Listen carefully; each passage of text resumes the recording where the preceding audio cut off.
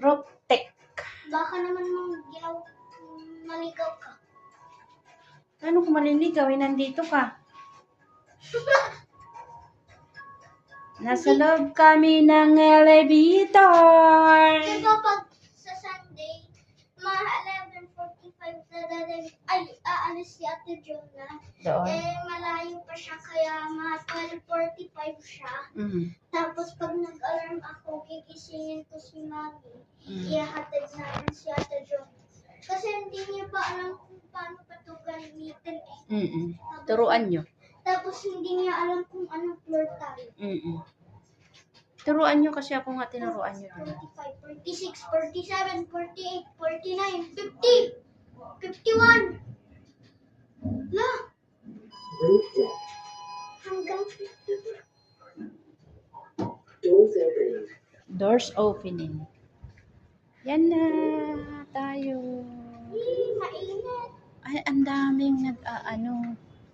Kaya nga, di ba magpa-araw tayo dito tayo? Inaaraw niya yung aso.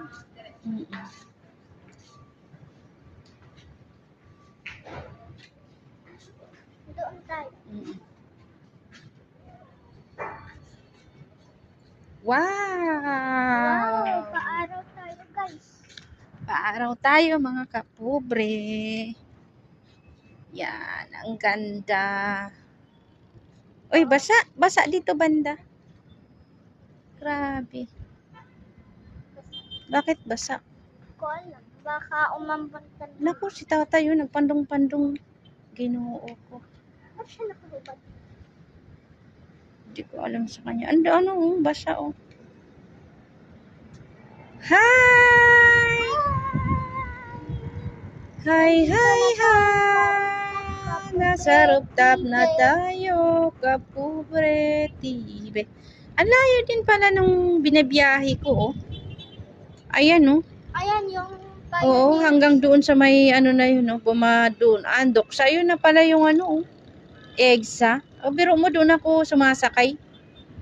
Yung mall na yun. Saan? Yun. Oo. Yung sa Pioneer Center. Oo, yun, di ba? Yung parking na yan na malaki. Oo.